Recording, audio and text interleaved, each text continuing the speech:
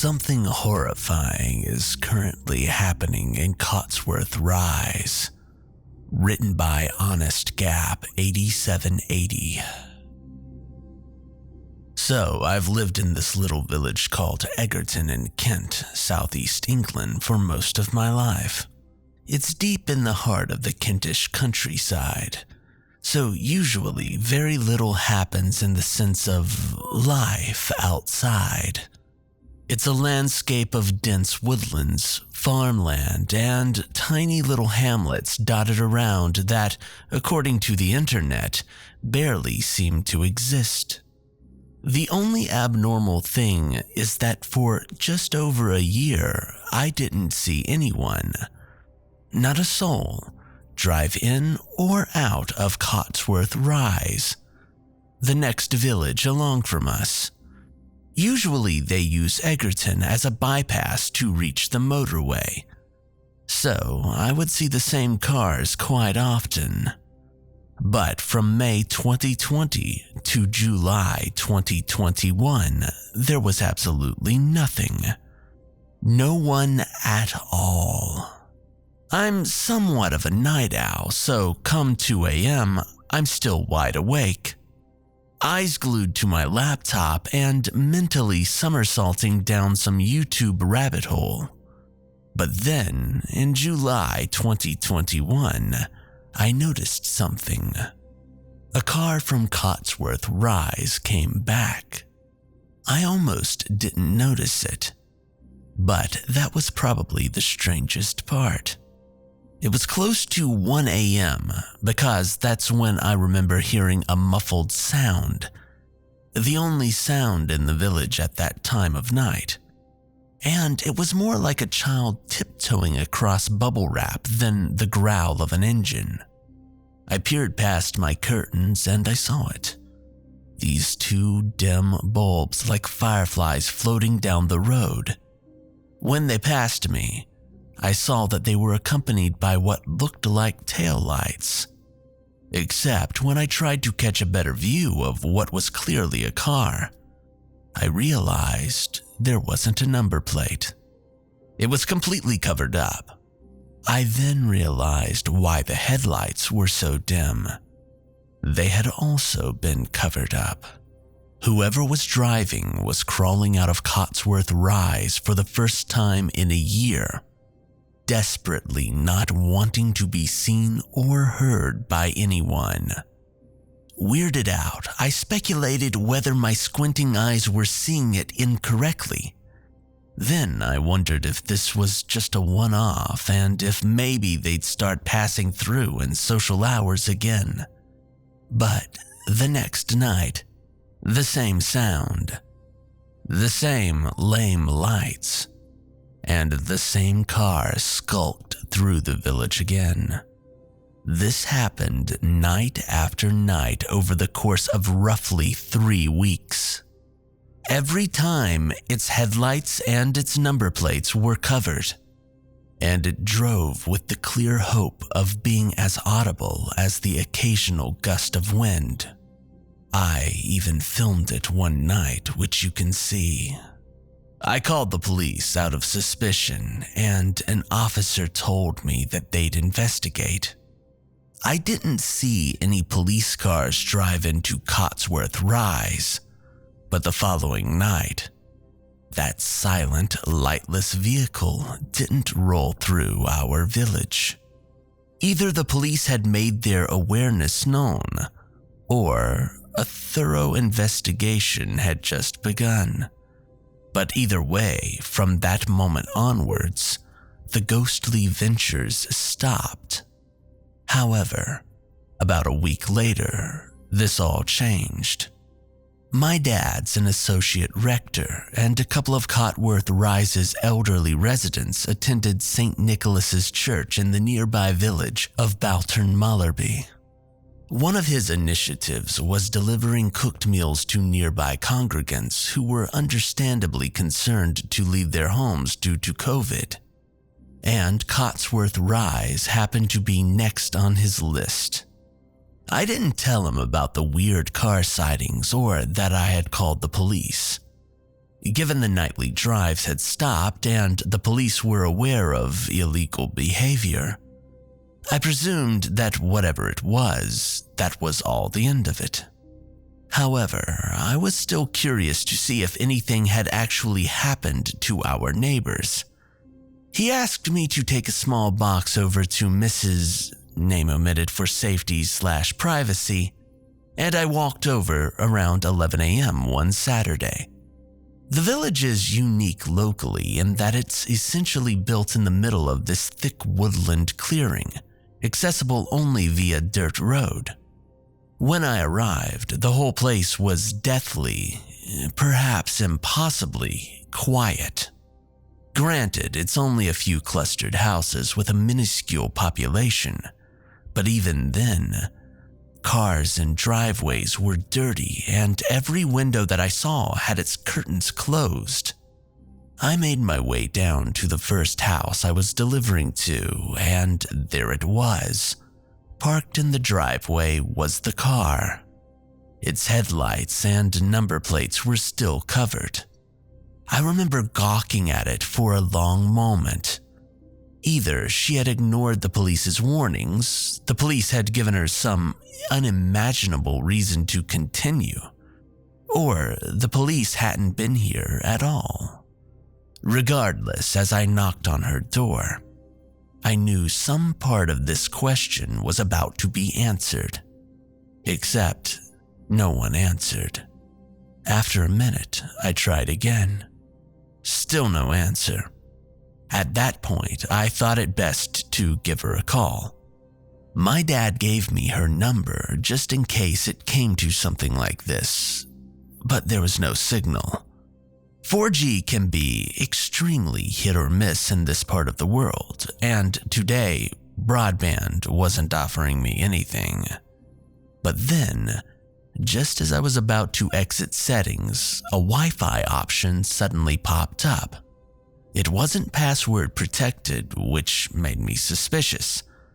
But believing this better than leaving food out for someone who may or may not even be there, and being genuinely curious given the situation with her car, I clicked on it. And just like that, service and Wi-Fi were back in the palm of my hands. I found her number and I called it.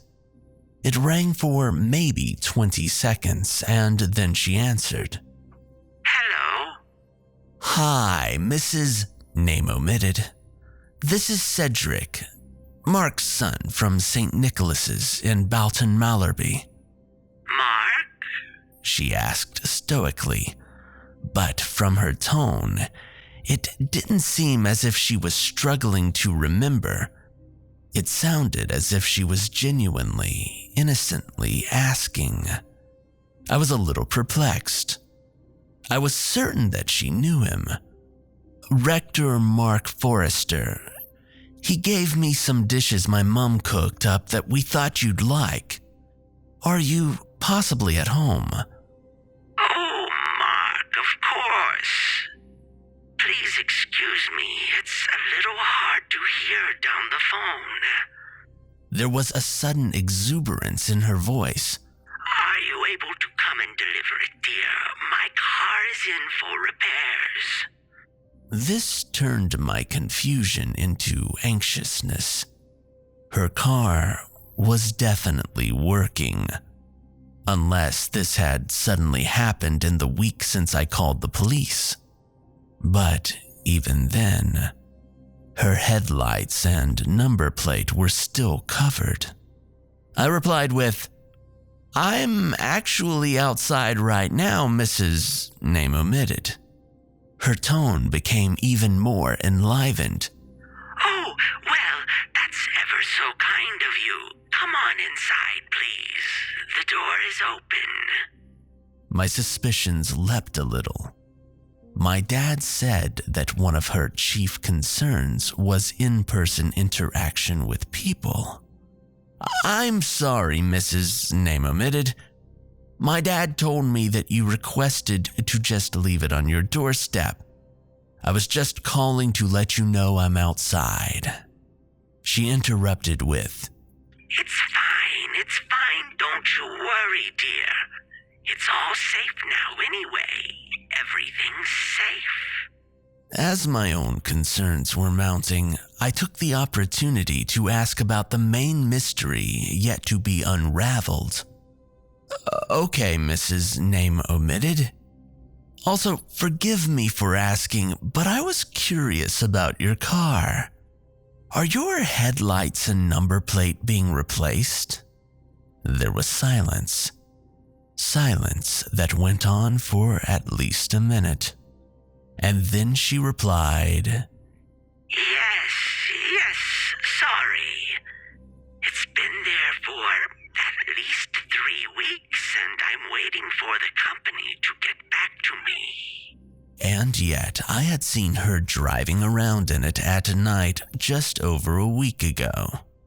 I then decided to lie and said, I also saw a police car drive into Cotsworth Rise one night about a week ago.